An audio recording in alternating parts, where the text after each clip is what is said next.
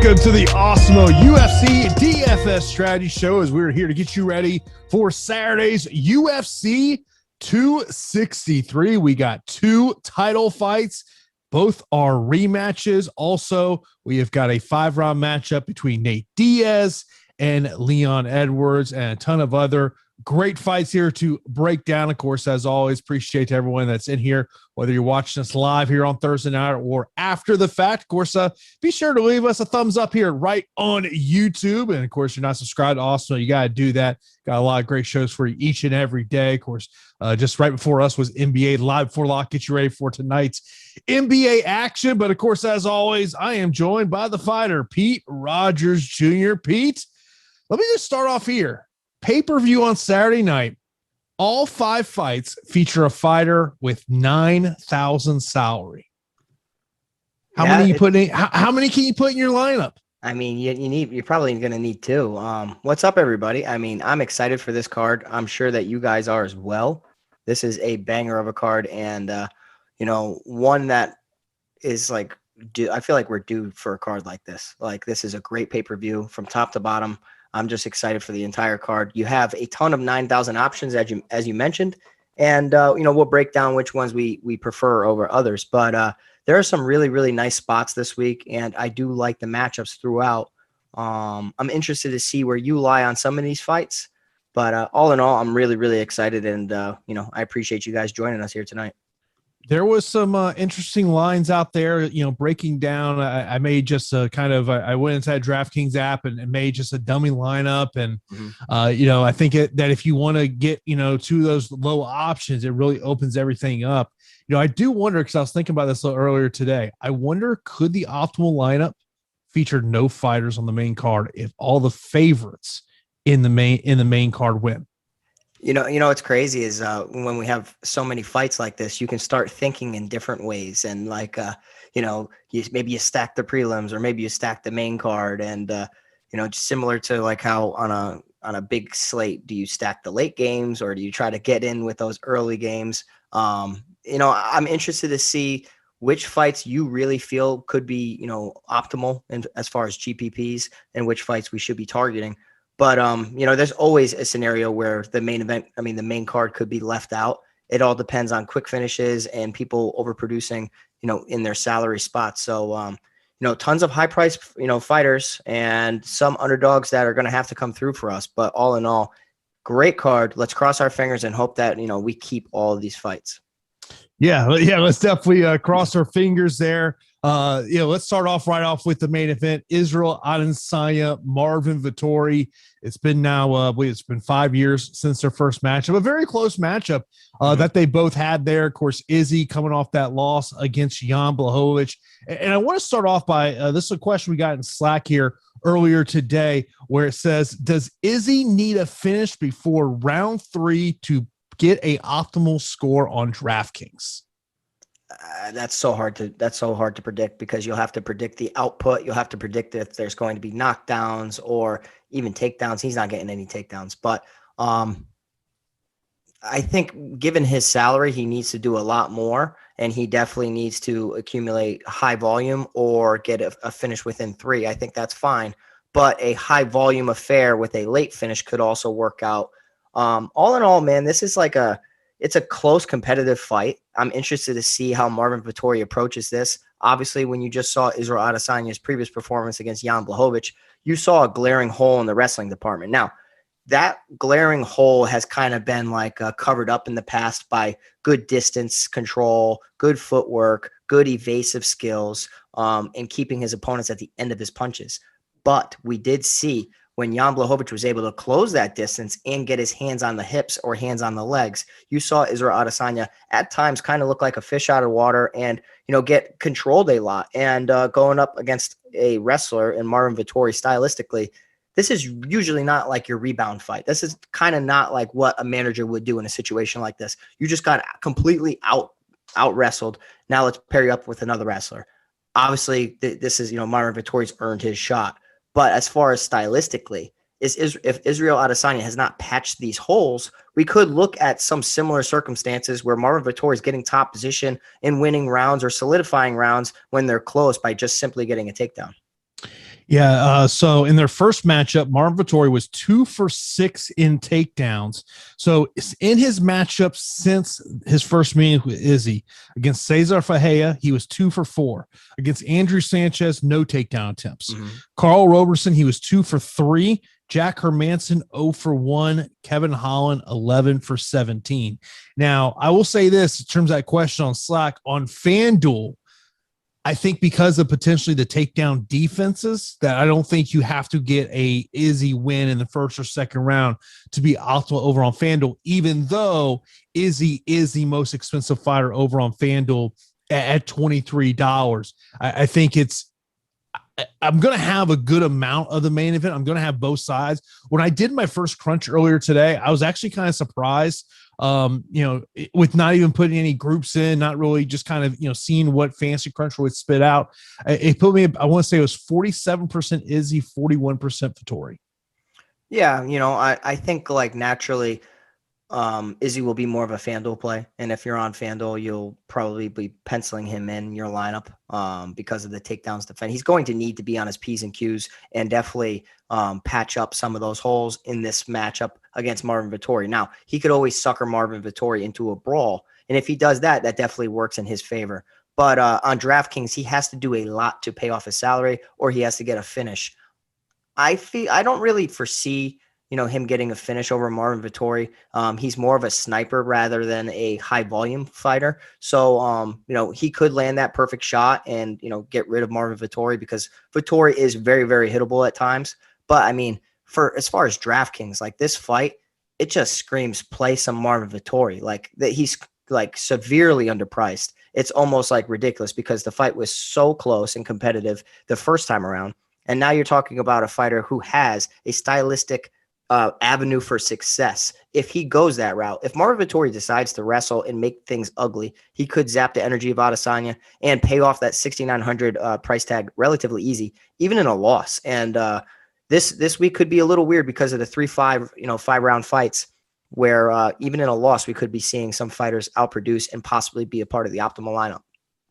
Samuel mentions, he goes, how much of an upset would it be if Vettori wins? It would be a notable upset, but it wouldn't be like, it wouldn't shock me, because to me, there is definitely a clear path. Like on my podcast yesterday, we were talking about the main event of the UFC and the main event of tomorrow's Bellator card.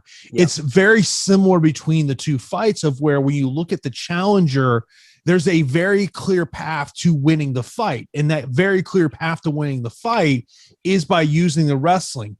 Now, I do wonder how much of Vettori and his team's game plan will mimic a lot of what Jan Blachowicz did a couple of months ago.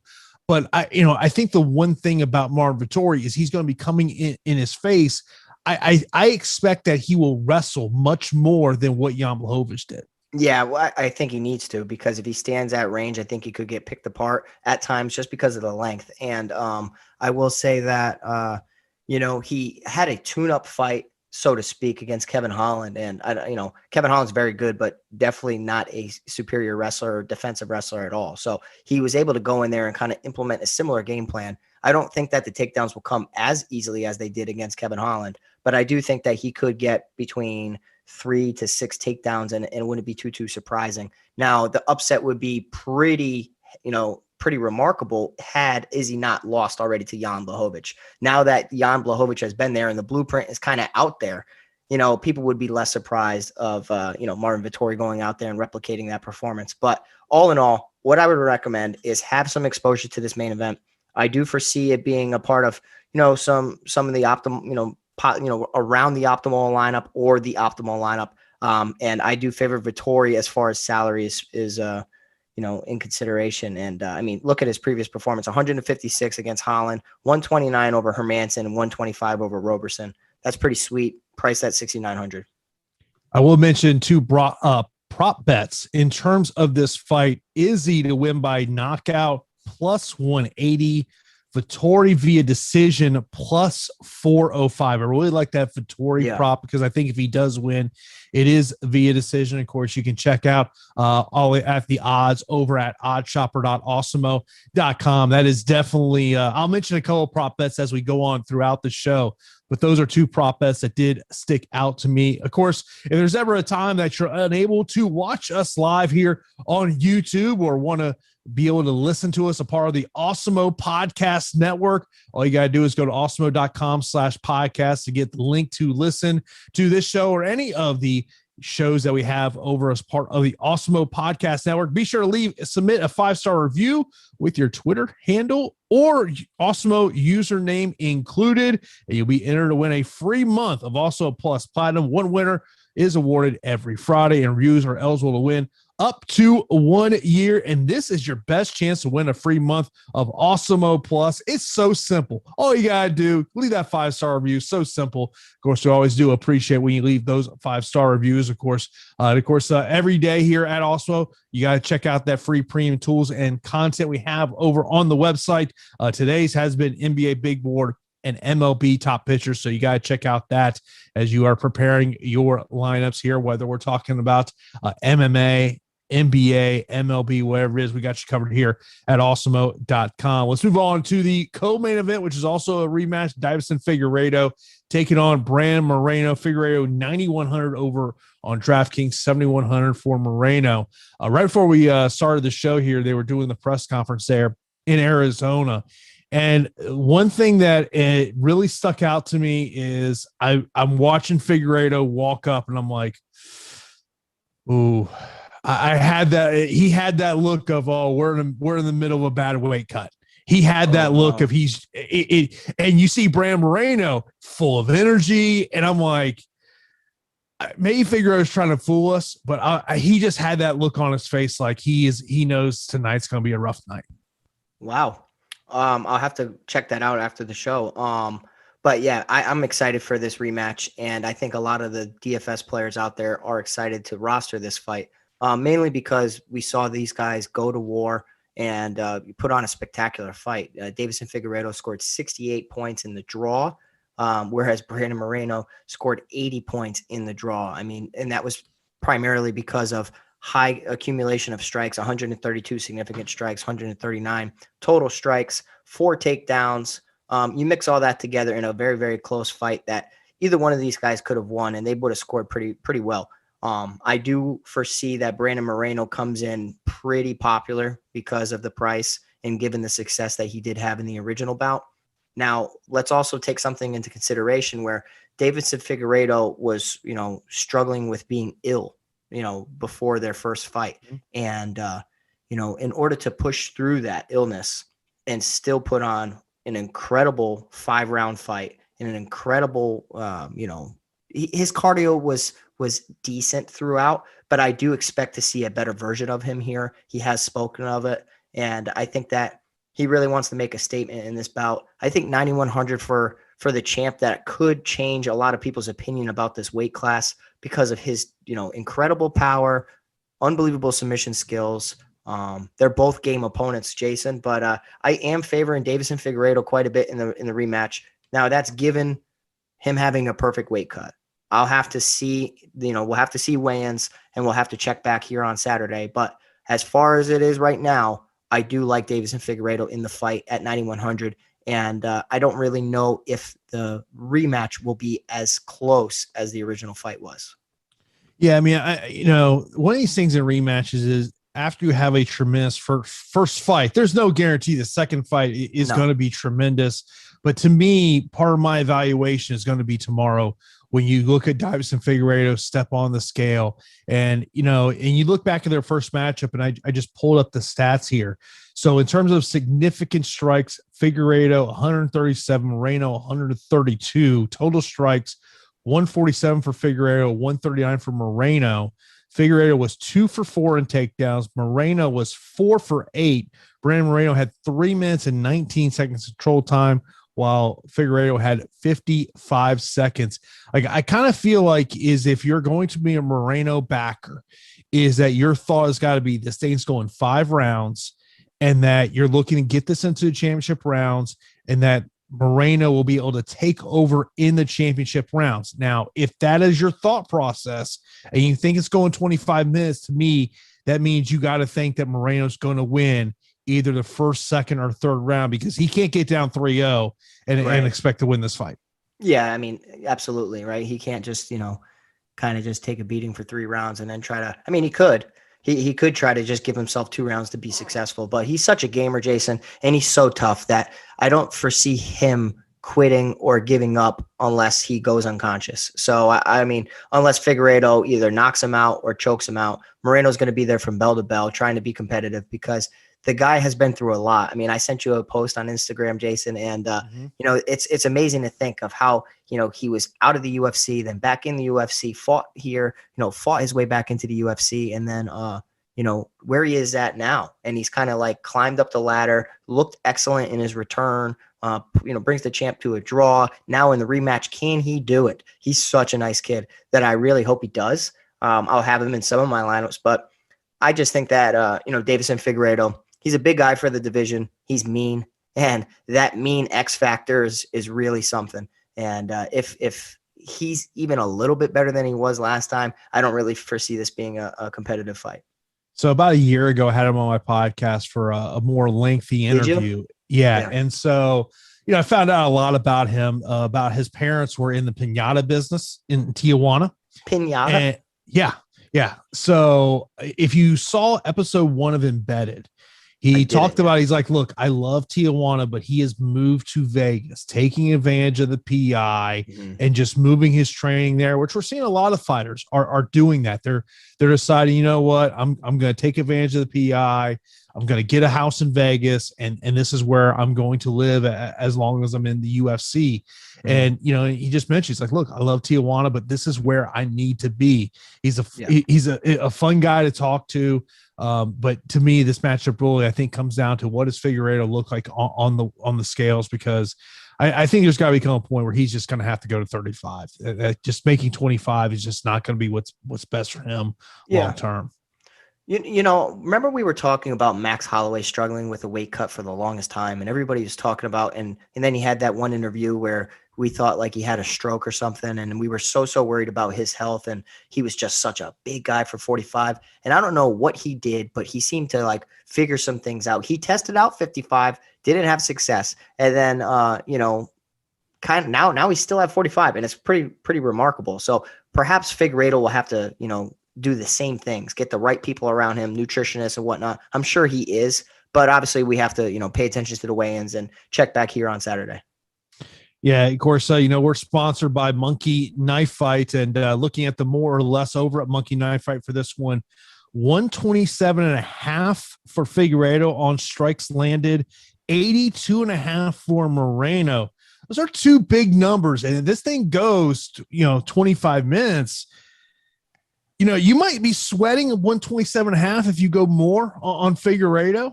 Are those significant or just total? Total strikes. Oh man, you hit that over, Jason. If you think it's going past 3 rounds, I don't know how there's no, and it's a 125-pound fight. They fight nonstop. There's action nonstop. I would hit more on both of those. I'm telling you, there are some lines over on Monkey Knife Fight that do look intriguing to me. If you listen to Live Before Lock last week, I gave you one, so hopefully everyone took advantage of that one, because I definitely took advantage of that one. I made sure I made my deposit and made me a nice little chunk of change on Saturday night. Nice. Yeah, I mean, Jason always has these like golden tickets for money, and if you guys aren't taking advantage of it, heading over to Monkey Knife Fight, giving it a shot. I gave it a shot. I like it. I like the platform. It's different. It takes an adjustment period, but once you figure out how the fight is going to go, is it going to be a finish? Because if it's going to be a finish, then you have to adjust your projections, or if you think it's going to go the distance, then you can really start to play with the system and the more or less. And Jason's been killing it over there. Yeah, I will tell you, I play the total strike games over there. I just do the more or less on total strikes. It's kind of like over in NBA. I sit there, I just play the point score just because it's a little easier for me to just kind of keep track of it. Yeah. That's like, hey, whatever works for you, man. Heck, money's money. So keep stacking it. Samuel, I appreciate you there in the super chat. We will get to your questions at the end of the show. Of course, as always, appreciate everyone that's in here on a Thursday night checking us out. Of course, do want to let you know about, of course, if you want to get access to the premium tools and data we have over at Awesemo.com, you got to sign up for an Awesemo Plus weekly pass for $29.95, gives you full access to all the great premium tools and data we have over there, such as the ownership projections, which of course that's something we're always checking out. And if you're a new user of Awesemo Plus Platinum, then you can take advantage of the promo code we have for this show. That promo code is MMA Strategy Show, all caps, one word. That's MMA Strategy Show for 15% off your first week of Awesemo Plus Platinum. You got to take advantage of that. But look, if you just want a weekly pass to the MMA weekly package, you can get that for $8.95. Stop guessing, start winning. Join Awesemo Plus today. Of course, I was already peeking in at our ownership projections, and I will tell you there are some fighters I see under 20% that are definitely sticking out to me. Usually I don't start really creating my lineups till about Saturday morning, Pete, but there's a couple ones I thought were pretty interesting. Yeah. It's a great card. So it's hard to be patient and not make lineups ahead of time, right? When it's a crap card, like I'll make lineups the day of or the morning of sometimes. And when it's a card like this, where it's really got you excited about it, I'm already playing with lineups and trying to see how I can, create something unique. Yeah, that's going to be a thing with 14 fights of how do we create something unique. Now, in terms of a fight that I think we're going to see some decent ownership on, especially when it comes to the underdog, that is Nate Diaz taking on Leon Edwards. Nate Diaz, 6,700. Leon Edwards, 9,500. I will tell you one of the props I found that I do like in this one, Leon Edwards inside the distance, -110. He's a massive betting favorite in this one. Let me just point you this way. How does Nate Diaz get it done? Nate Diaz gets it done by coming forward, having tons of volume, chipping away at Edwards, not allowing Edwards to get into rhythm. Definitely possible. And we've seen Nate Diaz do that throughout. And, some fighters can handle forward pressure well, and some fighters can't. If you think about Cowboy Cerrone, Anthony Pettis, like those fighters don't really perform well when somebody's walking them down. And you see them kind of look different in certain matchups. Now, we haven't seen Edwards really face somebody like this, so it's hard to say, he'll have no problem with Nate Diaz. I do think that, Edwards will completely outclass Diaz, because I think that Diaz's, best days are behind him, despite him being an incredible fighter, from striking to jiu-jitsu to toughness, to strength of schedule. I mean, he's done it all, and there's a reason why everybody enjoys watching him fight. Now, that popularity and notoriety could lead to some ownership that isn't really being taken into consideration. So Nate Diaz on paper, it doesn't look like it's a winnable fight, but Diaz fans it's like a clique, and there's more Diaz fans than you realize. And some people want to just get behind their favorite fighter. So I will take advantage of it. And I do like Leon Edwards, despite the heavy price tag of 9,500. My worry is the finish, though. Like, how does he finish Nate Diaz? He can hit him with several good shots, knock him down a ton of times, accumulate a lot of strikes. Okay. Could he submit Nate Diaz? No, that ain't happening.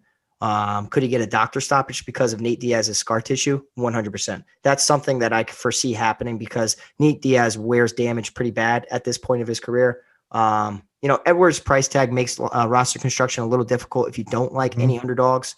So that would be my only worry here. But, I like Leon Edwards quite a bit, and I don't think that he's going to stand in front of Nate Diaz and allow Diaz to, get some high volume and use him as a punching bag. So it's Edwards for me, and I'll let other people chase the Diaz. As Matt says, he goes, why does he have to be 9,500? Well, that's what happens when you're 6-1 betting favorite. Yeah. Yeah. And I'm glad you brought up about the scar tissue with Nate, because why do I just see this? It's going to the ground at some point, and some elbows being landed by Leon that opens up Nate Diaz, and then, maybe we get a stoppage at some point. But look, this is the thing. If you ask the UFC privately who they want to win this fight, there's not a doubt in my mind they want Nate Diaz to win, because Nate Diaz is one of the biggest stars the UFC has right now. It's so crazy. It's so crazy that he is. I mean, I like Nate Diaz, and I think it's because like people just, if you watch anything, his interviews, anything, people want to tune in because the guy just doesn't care. I mean, he's smoking in the interviews with MMA Junkie or whoever he is, like he just doesn't care. He's a unique character.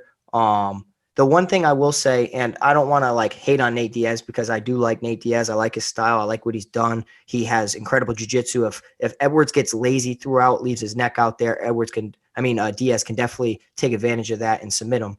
The one thing about Diaz is his cardio. If Edwards is not in the best cardio or not in the best shape and can't keep up with the pace of Diaz, that's where you could see Diaz come on as the rounds go on. But for me, that's an unlikely situation, and I think that Edwards gets this done, and I think he's at a different level than Diaz at this point. And just so everyone's aware, this is a 25-minute fight. Nate actually requested this be a 5-round fight. So, that's what makes roster construction with this card very interesting, is the fact that you have 3 fights that are scheduled for 5 rounds. That's something that you do got to think about.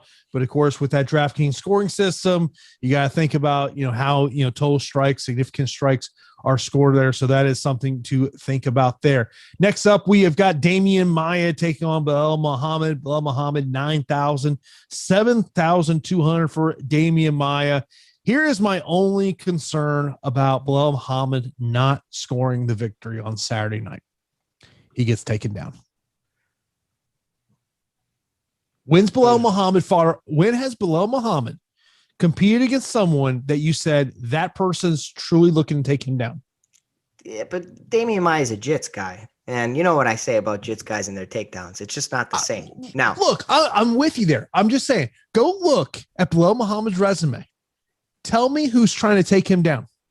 Yeah, I mean, I don't think that even if he was facing a good wrestler, I mean, it's a good point. But I don't think even if he was facing a good wrestler, I don't think they'd have much success. I think that he's the A side in a lot of wrestling situations. He scrambles well, mixes offensive takedowns well. My worry would be if he gets sloppy on some own takedowns and allows Damian Maia to put him in some tricky situations where his neck gets threatened. Possibly Damian Maia is able to scramble to his back from an arm drag or something like that when it does hit the mat. Maybe he starts targeting the leg.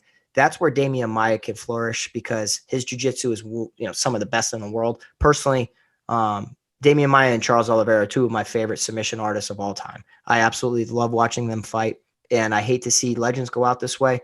I know that Damian Maia wants to be competitive within the UFC, but Belal Muhammad is the A side of this fight. And I'm not really telling you anything by saying that because he's the 9,000 fighter, but I like his boxing. I like his experience. I like his momentum. I like his offensive wrestling. And I just think, he's the better complete package than Damian Maia is at this point of his career. Look, you're totally correct. Belal Muhammad is the A side, but the one issue you have at 9,000 is he has been a decision machine throughout his career. 13 of his 18 wins are coming via decision. So I'm going to go down his UFC resume and tell me who threatened the grappling. Okay. Alan Joubert, Augusto Montano, Vicente Luque, Randy Brown, Jordan Meade, Tim Means, Chance Ringcounter, Jeff Neal, Curtis Milner, Takashi Sato, Lyman Good, Diego Lima, Leon Edwards. Yeah, so it would be Chance Ringcounter for me and Vicente Luque. Now, whether they did it or not. Bro, you've been in the UFC that long and you haven't fought a wrestler? Yeah, but it's all dependent on the divisions, though, too. You know what I mean? Like some divisions are stacked. The lighter the guys are, the more wrestlers flourish. The 55 and under, there's wrestlers left and right. As you start to get upwards, there's a little bit more of a mixed bag. I see what you're saying. I still wouldn't worry too much about it, though. Okay, here's what, and Rhett brings up a great point where he says you either take Maia or pass. I don't know if I agree with that because I don't know if I agree with that. And the reason I don't is because I don't want to, just completely cross off the possibility of Muhammad getting a finish. Okay. We don't know what Damian Maia is showing up right now. He did just get knocked out against Gilbert Burns back in 2020 of March. Obviously that's some time. He did allow himself to heal. but we're still talking about an aging fighter that could be, Bilal Muhammad could literally just get takedowns if he does. It's not the smartest thing, but he could get takedowns because of Damian Maia's jiu-jitsu, stay on top position, pick him apart from standing. Hold on, Pete. You're coaching Bilal Muhammad. I would not recommend that. You got to be telling him, bro, do not go to the ground. Do not. I wouldn't recommend it. But listen, a dog's a dog, and Bilal Muhammad shoots takedowns against everybody. I think he's the type of guy where he's so confident in his strengths, he's not worrying about the other guy. Now, I don't recommend it against Damian Maia because whenever you're going up against one of the best submission artists of all time, anything can happen. One scramble, and he has your back. I'm just saying to solidify rounds, if he wants to. I mean, some guys, if they're on their back playing jiu-jitsu and they start getting punched in the face, a fight could end pretty shortly. Let me ask you this. If the 9,000 fighters all win, where do you put Bilal Muhammad in that range in terms of highest scores? So we're talking about Izzy, Figueiredo, Leon Edwards, Jamal Hill, and Evloev. Well, we haven't gotten to the other two yet. So I can't really let the cat out of the bag, but he's in the middle. He's in the middle for me. I'm just throwing it out there. But as I mentioned, of course, we're sponsored by Monkey Knife Fight, and over, of course, you got to use that promo code Awesemo when you sign up for an instant first match deposit of up to $100. And looking at this fight, Damian Maia, 62.5 strikes, 103.5 for Bilal Muhammad. I think it's definitely for me a less on Damian Maia. The 103.5 for Bilal Muhammad is an interesting number. This might be a double less for me. Yeah, it might be because of, Maia's he's okay on the feet, nothing special, somewhat of a liability, but he will be looking to clinch and test Muhammad's defensive wrestling. That is true. We could even see him pull guard, but anytime they're in a grappling situation, those strike numbers could be capped and limited because of the grappling situations. I do like to look at trends. I don't know if you like do that as well, but over in the YouTube chat, Matt brings up a trend for the last 3 UFC cards. The last 3 fighters priced at 7,200 have all won. Puelas, Bandera, Magny. Damn. Well, Matt, you might have found something, but I think it's coincidence more than anything. It's usually within that range. I don't know, man. I don't see Damian Maia beating Bilal Muhammad. Yeah, I mean, look, I think this is one of the fights that I'll probably limit my ownership on in terms of that one, just because of, my concern will be is if it's a Bilal Muhammad win, it's a 15-minute striking exchange. And to me, for him to be optimal in that, it's going to take a ton of volume and he's going to need some knockdowns. But I mean, maybe there's 30 seconds left around. Maybe he does go that takedown route that you talked about. That's what I'm saying. Whenever there's a chance to go for a risky move, if you can do it in the waning seconds of the round, hell, if you get it, awesome. If you attempt it or even get close, okay. But at least if you try, you're not going to be punished because of the time remaining on the clock. Yeah. You just know you go to the ground, you're going in Damian's Maia world. And yes, he may be 43 years old, but he's still a jiu-jitsu whiz. And so, you just don't want to go down there. It's like if Pete's fighting Damian Maia, I'm just yelling, Pete, if he starts going for a takedown, what are you doing, bro? There's no damn way I'm taking Damian Maia down. I would not even know. I might pull the overeem, turn around and run every time he tried to get close. And also, I think, and I'll leave on this note when we move on to the next fight, is I think that if you're Bilal Muhammad, I think you need to stay away from the fence because that is where Damian Maia does try to get in that clinch fest to get you to the ground. I think that is a key. But I mean, look, it's, what we try to do is we're trying to give you both sides of the fight here of how things can kind of go down. Let you play that one there. Of course, the opening fight of the card, there's a little personal heat on this one of Jamal Hill and Paul Craig. 9,400 for Jamal Hill, 6,800 for Paul Craig. This is my only concern for Jamal Hill in this one is, what if Paul Craig gets him to the ground? It's my only concern. Yeah, I mean, it's a fair concern, right? Because that's like the only thing that Paul Craig is good at is, grappling. And whenever he has somebody on the mat, he's a big guy, he's strong. He has some tricky submissions that he's thrown up, and similar to like a Hail Mary, he's actually caught people with it. In addition to that, he's used his grappling to get top position where he can land some heavy ground and pound. Now, he's been talking a lot of mess, leading up to this fight against Jamal Hill. And let me say, I've listened to some interviews, and Jamal Hill is not happy about it. And he is not happy about it nicely. At all.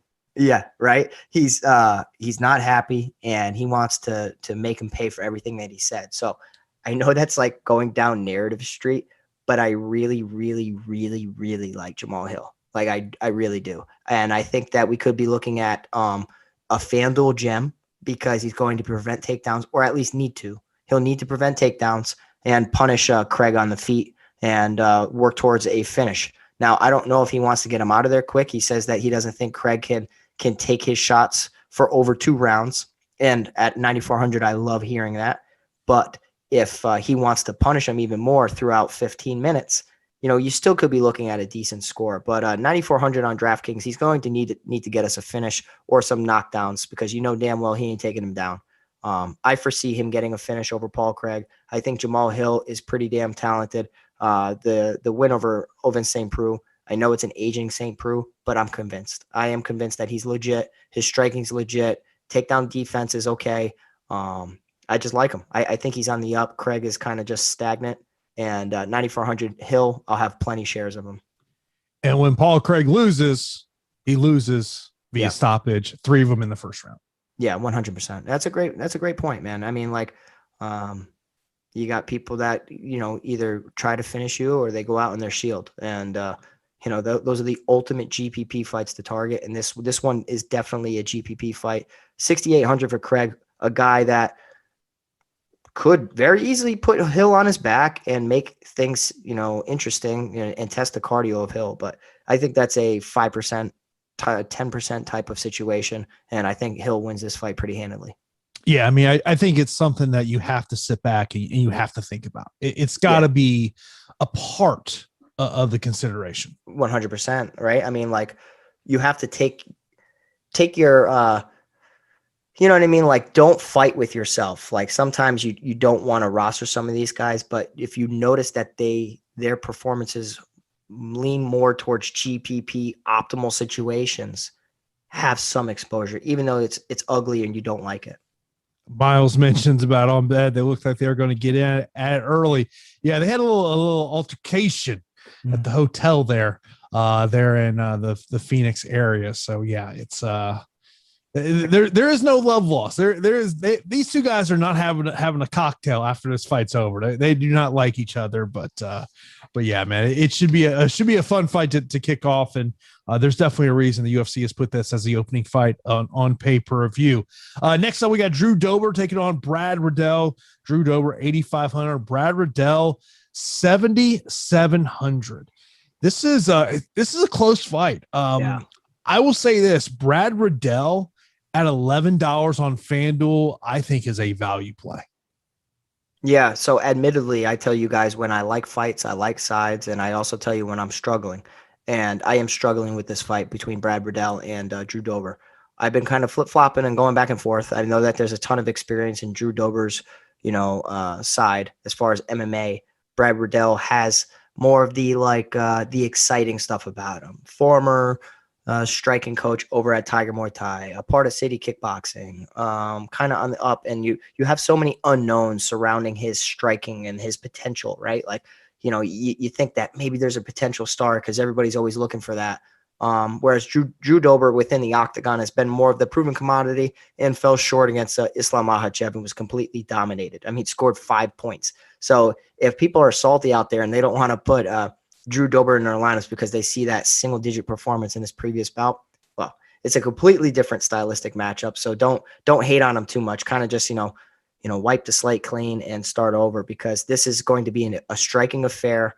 Drew Dober, I would say, has the more powerful shots, whereas Brad Riddell will probably have a slight tick in volume I am interested to see this, and I'm always interested to see a southpaw against an orthodox fighter. Typically, a lot of orthodox fighters struggle against southpaws just because of the angles, because of the different strikes that you need to be aware of, and how a lot of fighters run into that straight left hand. But a fighter of Brad Riddell's striking caliber could be okay with it. I am torn, Jason, and I was hoping that you had some help for me. I am still leaning in Drew Dober's side, but this is probably going to be a fight where, through Fantasy Cruncher, when I go in there and I'm unchecking some fighters because I have next to no faith in them, I might keep both of these guys in there because and kind of like split my exposure because I'm not really sure who's going to walk away victorious.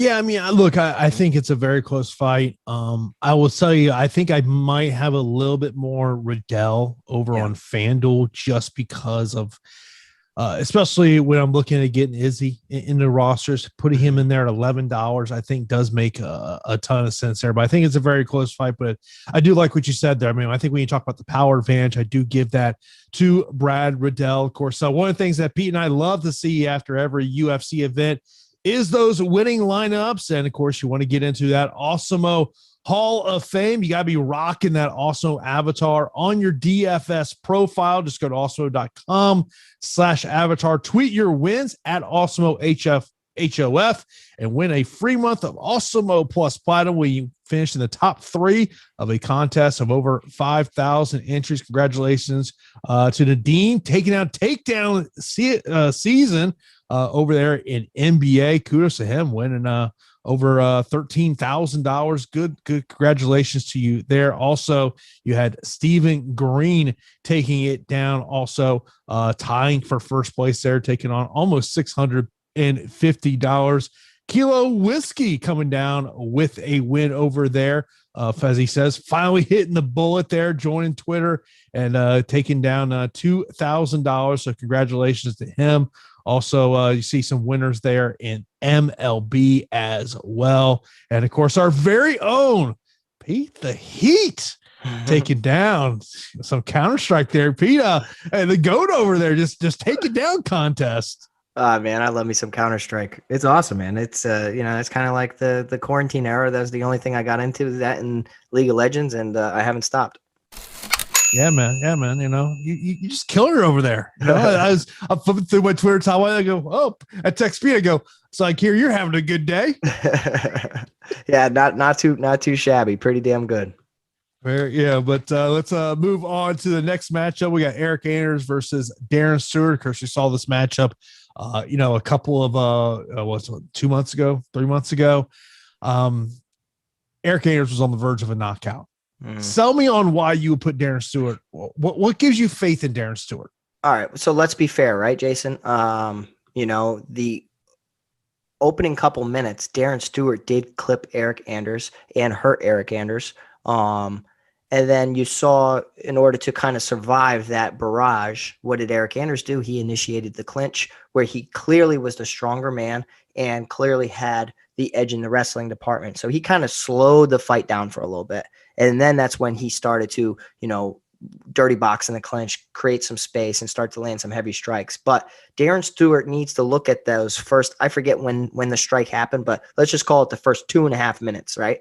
Where he had the success of landing the shot and getting off before Eric Anders really started to close the distance, nullify him, pin him against the cage, and start to hit him with some bombs and mixing in some takedowns. Because clearly Darren Stewart can wrestle and can grapple.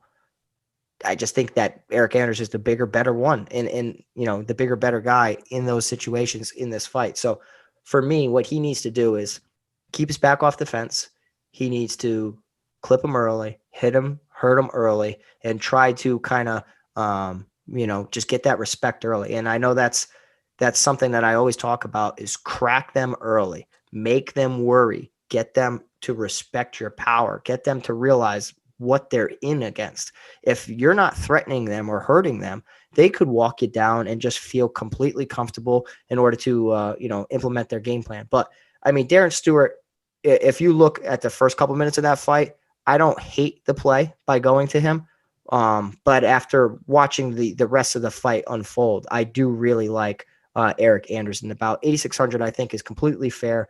I think that he can go in there, mix in some takedowns. He was on his way to, in my opinion, well, let's do the math on it. So he was very close to getting that first round bonus. He was going to be over 100 points, probably about 120 points, Jason. So I do like Eric Anders at 8,600, and I'll have plenty of shares of this fight, but I will be favoring Anders in the rematch. The prop bet on Eric Anders win by TKO KO. I was surprised when I saw this number. What is it? Plus 230. I mean, Vegas, what are we doing here? I'm just saying, if you live in a state where you can legally bet, yeah, just saying, you might want to hop on that line now, because I think that line's not going to get any better. I don't understand. What's the submission on him? Probably something really high, because he's a notable submission guy that has never done it in the cage. Yeah, plus 1650. Hey, throw something at that, right? Like, throw something at that, because like, he had Darren Stewart on the mat, let's call it 3 or 4 times, right? In the, in like turtle position. And instead of hopping on the neck, grabbing the neck, implementing, a Darce choke, a guillotine choke, throwing the hooks in, what did he do? He framed on his head and he kneed him in the head twice. So as a coach, you say, hey, we're either going to ground and pound from there, or if he's leaving his neck out there, we're going to capture the neck. So I would definitely throw some money at that plus submission prop. And second fight camp now for Eric Anders there at Fight Ready there. Mm-hmm. In Arizona, of course, that's the camp that Henry Cejudo's out of, the Pitbull brothers are out of. It's been on a camp that's been on a nice little roll. They've got Lindsey Van Zant, who's taking part in the Invicta tournament. That's tomorrow night. So they've been on a nice little roll there. Next up, we got Lauren Murphy taking on Joanne Calderwood. Calderwood, 8,200 on DraftKings, 8,000 for Lauren Murphy. I mean, look, when you think of JoJo, the first thing that I think of is just pure volume. First thing I think of is her voice. But I will say that Joanne Calderwood, she's pretty good. She is good, but I've been burned by her in the past, and I don't want it to cloud. I don't want her previous performance over Jessica Eye to kind of cloud my judgment and make me kind of start to believe in her again, because she's disappointed us by taking that fight against Maia and really letting us down. We thought that was a winnable fight. Ended up getting outworked, submitted, ultimately losing a title shot, right? Like that was crazy. Mm-hmm. I will say that this could be the next lady up, or the next woman up, in order to get a crack at a title, or, maybe one fight away. I think that Lauren Murphy is a very underrated fighter for the division, and somebody that doesn't seem to be getting enough respect. I mean, I get why people aren't so high on her, because if you look at the strength of schedule, Romero Barella, Lee, Modafferi, Shakarova, 4-fight win streak, but it's not the most impressive. It's solid, but it's not the most impressive. I think that Lauren Murphy can press Joanne Calderwood here, be strong in the clinch, mix in some takedowns, just have a little bit more activity. And I think that at this point of her career, I think she really wants to get that title shot. She's been talking about it for a very long time. I think that she's going to outwork Joanne Calderwood here. So usually a very difficult matchup of the 8,200, 8,000 fight. I am leaning Lauren Murphy, and I like her. This should tell you what the Vegas odds makers think of this fight and how it's going to go. Fight goes to decision, minus 335. Yeah, I think we're due for some normalcy, and I think some normalcy will be that this fight does go the distance, and that we could see a not necessarily underwhelming performance, but just a solid one. At 8,000, if somebody gets you north of 88, you'd be happy. I think it's possible, but this might be like an okay fight to target.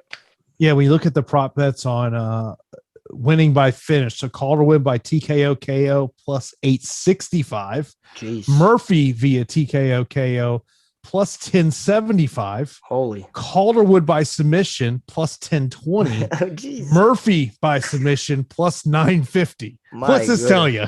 What's this telling you is if any of those hit, man, you are rolling in the dough, but the likelihood of them hitting is pretty slim. Of course, the other 9,000 fire that we have not mentioned, Movslar Evloev, 9,200 take on Hakeem Dawodu. He is 7,000, only $9 over on FanDuel. Do you like the Canadian here in a underdog spot? No, you were way too quick on that first time. I just, it's not so much about him as it is about Evloev. I understand that Hakeem Dawodu has had some really, really close fights. 3 split decisions to Kyle Bochniak, Julio Arce, Zubair Tukugov, a nice head kick victory. He has solid takedown defense. He's a good kickboxer. Evloev isn't like one-dimensional though. Like it's not like he's a bad striker. He's from a strong camp. He can implement takedowns when rounds are close. He can pick you apart with pretty good jab and everything. You can think back though about the Nick Lentz fight, right? The split decision. And you think early on how Nick Lentz looked pretty damn good. And then Evloev had to turn on the gas and start to come from behind. I don't like that. Like, I understand. I like the way that he made adjustments in order to get it done, but I also don't like the fact that he was down. This is the UFC. Anybody can have a good day. Hakeem Dawodu can go out there and completely, kind of pick apart Movsar Evloev. And if Evloev doesn't, start off fast, we could see that happen for sure. So I kind of retract my statement. I don't like Hakeem Dawodu, but I will have exposure because of the tendency of starting slow that I saw against Nick Lentz. Yeah, it's not really just because you mentioned about those decisions. That's what kind of concerns me about Dawodu. But at 7,000, it's a very nice salary. Yeah. $9 over on FanDuel. Next up, we got Pannie Kianzad taking on Alexis Davis. This is another female matchup. I believe when I was looking at on the Fight Goes decision prop, it was pretty high on this one. Minus 325. Oof. Well, I mean, that's a testament to Alexis Davis's toughness. 30 fights, 19 fights for Pannie Kianzad. Between the both of them, I mean, they have seen a lot within the octagon. And in order to put Alexis Davis away, you have to hit her with some big shots or really catch her in something slick. I will say that she was on a 3-fight losing streak before she surprisingly got a victory over Sabina Mazo. She looked fine in there. Pannie Kianzad is a fighter that I've been excited to see back in the cage, oddly enough, because I do think that there is some potential there. On a 3-fight win streak over Jessica Rose Clark, Betch Correia, and Sajara Eubanks, I think those 3 wins are pretty damn impressive, Jason. I really do. And I like Pannie Kianzad quite a bit come Saturday. I think that she's going to go out there and be able to stifle some takedowns if Alexis Davis shoots some takedowns. If Alexis Davis is going to strike with Pannie Kianzad, I think she's going to be a little too slow, and Pannie's going to pick her apart and really test that scar tissue of Alexis Davis. Test the chin as well. I know that she's taken a lot of shots and a lot of damage throughout her career, but let's see if she can really hold up in this bout. I do foresee the fight going the distance, but I do like Pannie Kianzad. I don't want to just completely cross off a fight because I'm worried about it going the distance, because stranger things have happened, and knockdowns can also really change and be the complete difference maker here. If she knocks down Alexis Davis because she's so tough a couple times, now we're looking at a better score than what we anticipated. So I like Banzai, Pannie Kianzad quite a bit, and she'll be a staple in some of my lineups. Yeah, I definitely like her. I don't know. I don't know how much exposure I'll have to her. Just because of, maybe kind of concerned that it does go 15 minutes there. Next up, we got Matt Frevola taking on Terrence McKinney. Of course, Terrence McKinney taking this fight here. I want to say he got it on Sunday or Monday. He's coming off that win at LFA. Let's send the healing vibes out to Frank Camacho, was involved in a serious car accident in California. And Terrence McKinney steps up here. He now becomes the 3rd straight LFA main event winner to get signed on short notice to step up here. And for Matt Frevola, this is a complete changeup in opponents in terms of styles. Frank Camacho's not a wrestler. That is Terrence McKinney's background. You saw it in that last LFA fight. Of course, you saw him back at the Contender Series getting a loss to Woodson, but since then, he's got 2 left head kick knockouts and a total of, I want to say it was 35 seconds, 36 seconds, something along those lines. And I will tell you, Terrence McKinney is someone that I am eyeing as an underdog this week. Yeah, I mean, it's similar to when Camwella Kirk was on the card, and it's a guy somewhat flying under the radar that can go out there and take out a fighter who's been preparing for a fight for quite some time. Now, I do really feel bad for Matt Frevola because it's been one thing after another. He's literally had fights canceled on him left and right. I think I have the tweet saved, but there's like been 5 times where, whether it's from COVID or opponents dropping out, where he's just struggled to have a solid camp or a solid competitor against him. There's been no stability with him. And when there's no stability, sometimes that increases stress.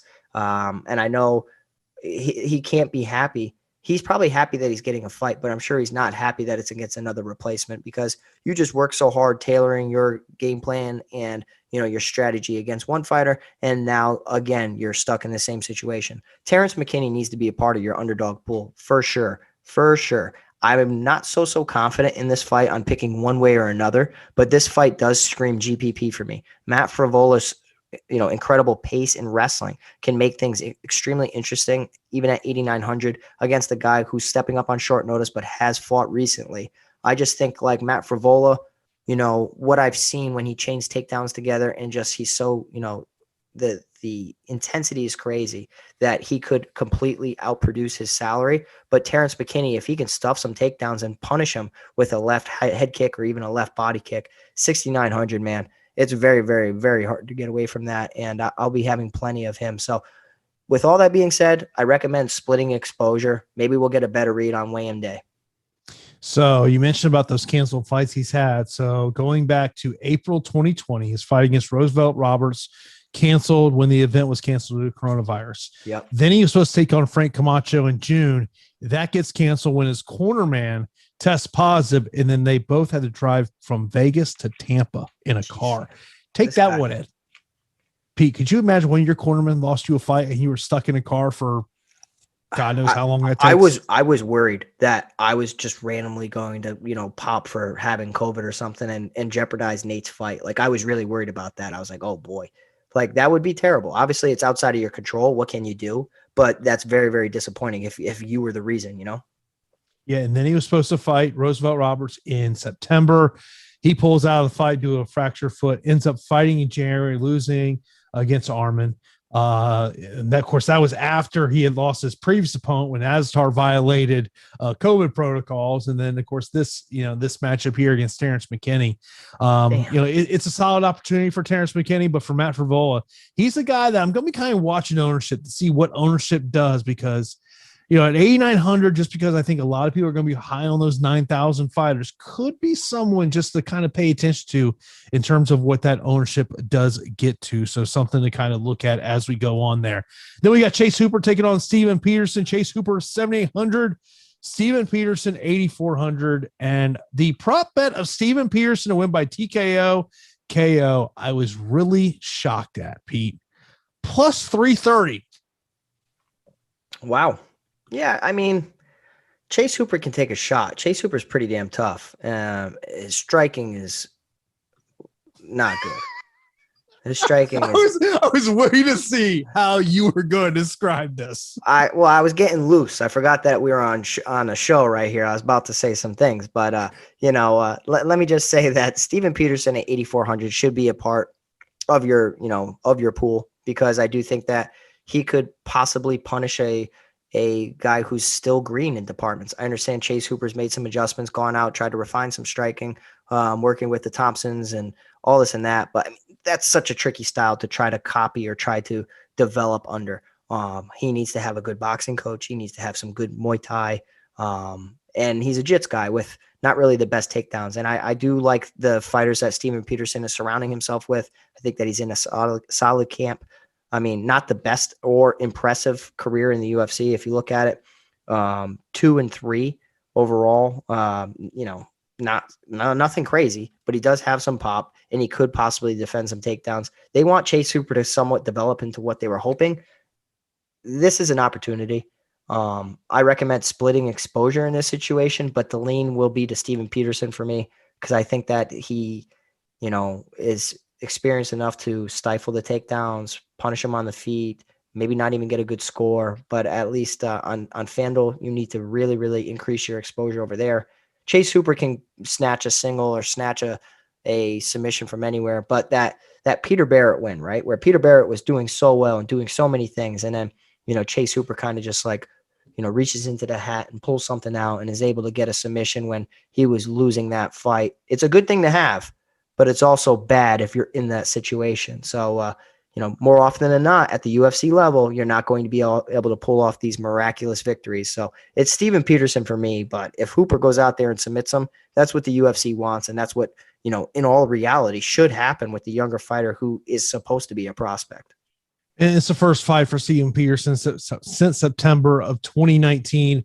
My concern, I do like Steven Peterson in this spot. My concern is he does get wild with his punches, in that he does throw some spinning attacks. My concern is, can Chase Hooper time that, get the fight to the ground? Because that's where Chase Hooper wants to get this one. Chase has been doing some work up at Rufus Sport to get ready for this one. So, but to me, I definitely love that prop bet of Steven Peterson by TKO KO at plus 330. Of course, before we get on to the next fight, do want to let you know about one of the great perks of being a Awesemo Plus member is that you do get access to our premium Slack account, where you can talk to not just myself and P, everyone here at Awesemo, but also the Awesemo community, as we can talk about how we're developing our lineups. Of course, I take place in office hours on fight day. So this week I'll be in the office hours channel at 3 p.m. Eastern time. Of course, myself and P will be live here on YouTube at 5 p.m. Eastern time. So, of course, if you ever have a question for me, just mention me on Slack. I will see it. I will get it to you.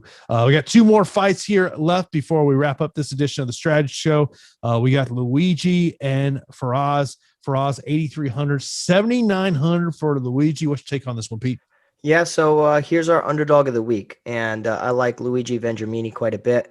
I haven't been impressed with Ziam. I picked him over Malarkey, and that was a close fight, and he didn't really produce as far as fantasy points are considered.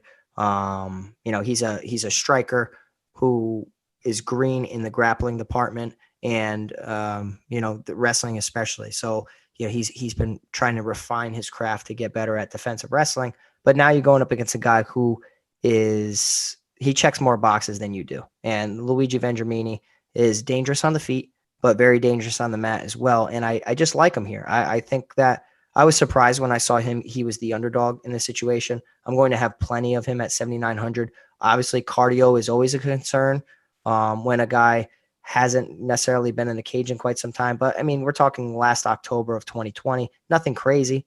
Far as Ziam, same thing, October 2020. So I'm leaning the Vendramini side. He's my underdog of the week, and I like him quite a bit.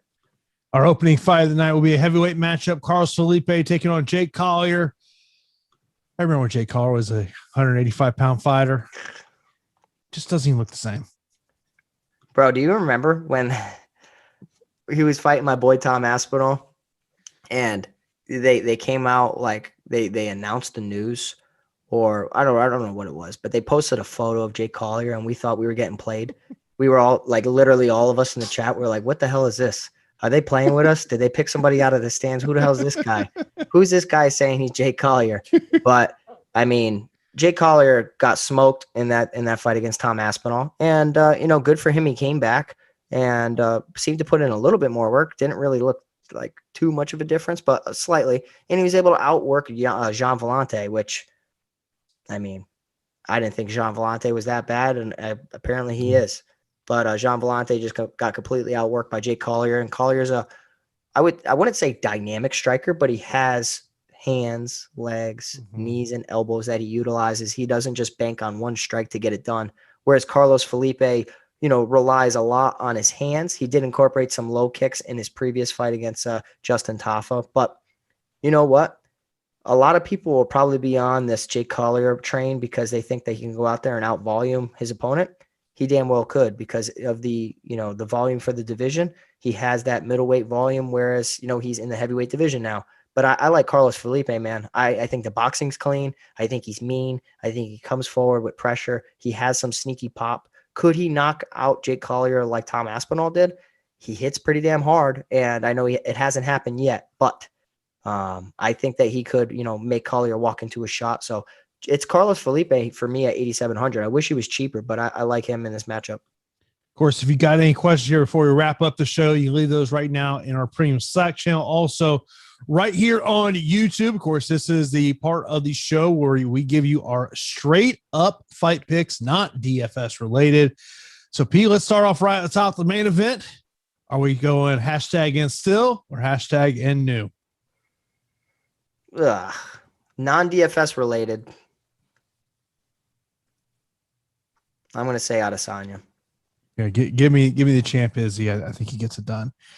Co-main event, Figueiredo or Moreno? Figueiredo for me. Brand Moreno for me. So we've got one difference here to start off. I think Moreno gets it done. Okay. Give me Leon Edwards against Nate Diaz. Edwards for me. I will take Bilal Muhammad against Damian Maia as long as he doesn't try to grapple. Yeah, Bilal Muhammad. Jamal Hill. Jamal Hill, baby. This one I know we're both kind of going back and forth on, but I'm going to go with Drew Dober. It might be the hardest fight on the card. I say Drew Dober, though. Next up, give me Eric Anders against Darren Stewart. I just think he continues what he did the first time. Yeah, Anders. Next up, Lauren Murphy versus JoJo Calderwood. Give me Lauren Murphy. I'm going to go Lauren Murphy as well. We're both going with the slight underdog there. Evloev and Dawodu. I'm going Evloev. I will agree with you on that one. I think we're both going to agree on Panny against Alexis. Yeah, I like Panny. Frevola versus McKinney. Hard fight, man. Hard fight. So many X factors. I will still lean Frevola, though. I should pick my Tampa guy. Oh, you should. You should. You should. Give me Terrence McKinney. Oh, boy. You are a bad homer, man. That is... Give me Steven Peterson against Chase Hooper. Steven Peterson. I will. You sold me on Luigi, so I got to go with you on Luigi. I don't necessarily trust him, but I like Luigi a lot. And I will go Carlos Felipe to start off the card. Same, Carlos Felipe. What a card, man. What a card. I'm so excited. Guys, if you can, please hit that like button if you appreciate our show. And also in the comment section, comment on the video. Tell us what fight you're looking forward to the most. Let us know what your picks are, who you like.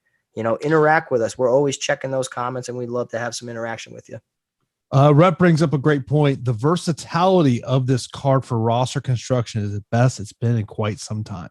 I was telling you, right? Like, I'm gonna win this whole thing on Saturday. Like, that's my take. Like, I feel like really confident in this, and I feel like roster construction of usually I like more dogs. There's not so many dogs that I like this week, which is a little odd, but I do like most of the fights in general, and I'll have to play around with Cruncher.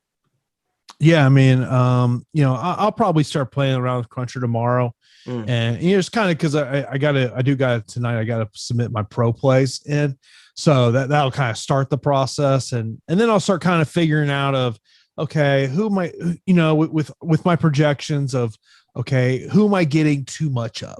Who am I sitting there and saying okay, I don't want that much of that fighter. That's to me is that's when I really start limiting my exposures. Well, so like I jokingly said it on Twitter last week after Jordan Levitt let us down. I said, we're going to start a new segment. Who is going overvalued? So who is going overvalued right now, Jason? Let's do it. Let's play this game. Let's just do it real quick. Who's going overvalued on the card? All right. So I'm looking at our ownership projection. So I'm going to kind of base it off that. You're cheating. It might be JoJo Calderwood for me. If she's popular, then yeah. If she's popular, she's above 20%. That's not bad though. She's closer to 30 than she is 20. I would see. Okay,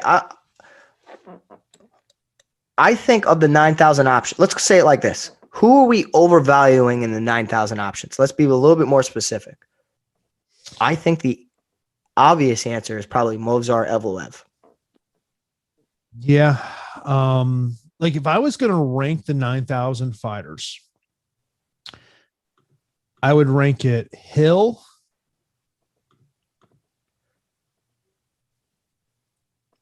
It's hard. Hill, Edwards, Adesanya, Figueiredo, Muhammad, Evloev. Evloev is my least favorite of the 9,000 options. I would go Hill, Edwards, Figueiredo, Muhammad, Adesanya, Evloev. My upside for Adesanya is a little capped because the volume ain't there. I don't think he's going to finish him. He's going to have to spend a lot of time defending and evading. I just don't know if he really cracks his salary at 9,300. Of course, if you want to get access to our ownership projections, be sure to use that promo code MMA Strategy Show. If you're a new user of Awesemo Plus, you get 15% off your first week of Awesemo Plus. Just use that promo code MMA Strategy Show, one word, all caps, to take advantage where you can check out those ownership projections. Just looking at some other ones that I'm just kind of. You like that game now. You like that who's going overvalued game. I told you. Like, I'm looking at what we're seeing at ownership projections of who I just like when I sit there and say, am I going to be under or over the field? Yeah. Okay? Someone like Chase Hooper, I'll be under the field on. Same. That's fair. I think I'll be over the field on Eric Anders. Okay. I will probably be over the field on Bram Moreno. See, I disagree with that, but okay.